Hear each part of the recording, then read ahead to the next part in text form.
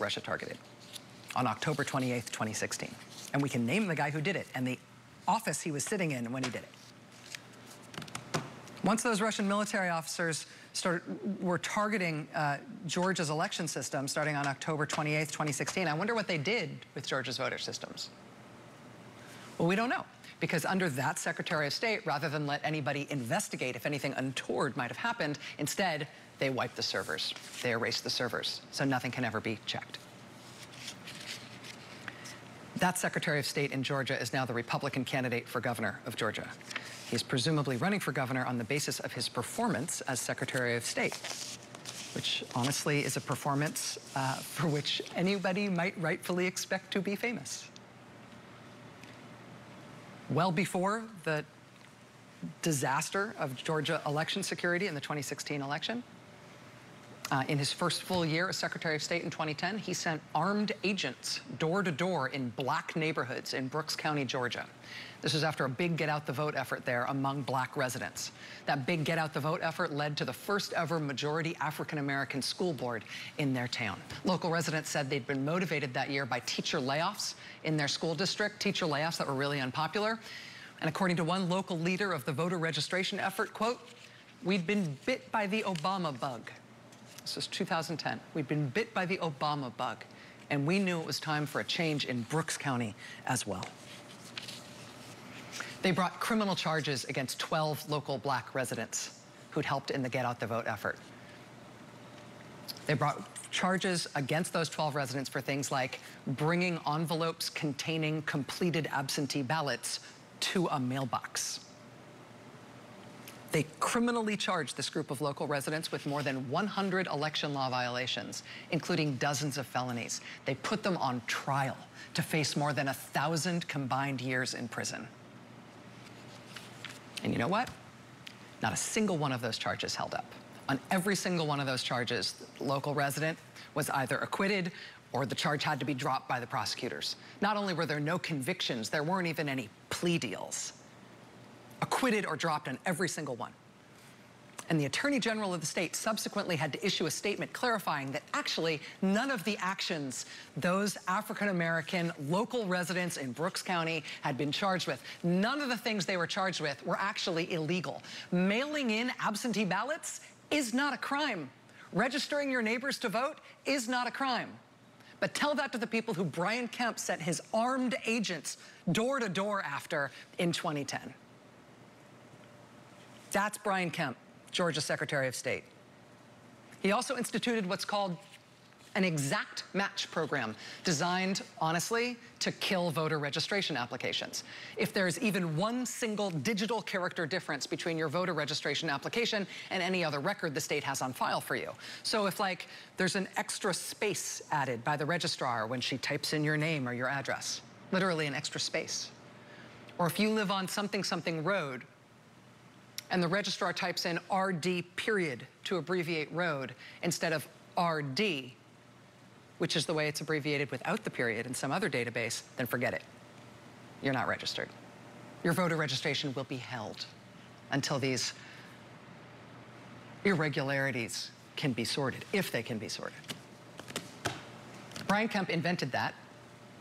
He got sued over that effort, in part because that unique program he designed and pursued out of his office seems to have had what everybody understood to be its desired effect.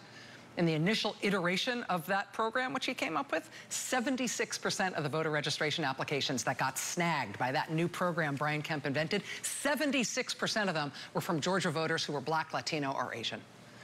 So civil rights groups sued him over that policy in 2016. In the end, he agreed to end the policy and settle with them.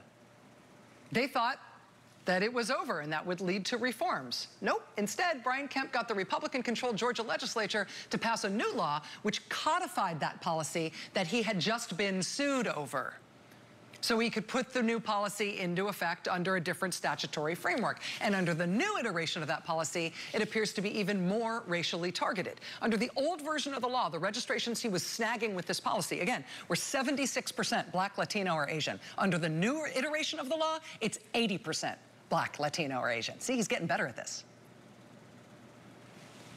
Meanwhile, the Associated Press this week revealed under the new iteration of this policy for Brian Kemp, his office is sitting on over 50,000 applications for voter registrations that he has set aside because of the new iteration of this exact match program that he invented, where you don't count as registered if there's an extra space somewhere, or there's a period missing, or a hyphen missing, or somebody misspelled your name by one letter. More than 50,000. As we reported at this time last night, the same civil rights group that sued Brian Kemp over the last iteration of this policy have now filed another lawsuit against him to try to basically free those voter registrations and get him to stop doing this. But here's the question. In the state of Georgia, election systems are not like a normal level of screwed up.